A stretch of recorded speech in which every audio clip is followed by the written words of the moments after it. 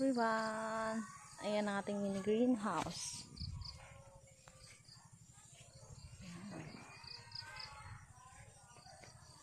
Ready for harvest ang ating pichay. Ang haba po niyan ay 20 meters. Tapos 3 meters ang lapad niya. So mag-try lang tayo kung okay ba yung ganitong setup. Then saka na lang tayo mag-add ng another block. Bye!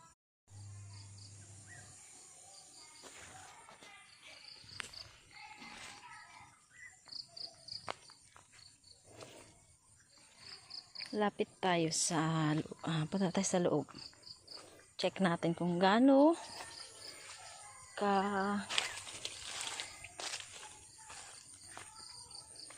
lalapad ng dahon ng pichay. Yan yung ating second batch. Ito yung first batch natin. Yan, ganyan kalalapad ang kanyang dahon.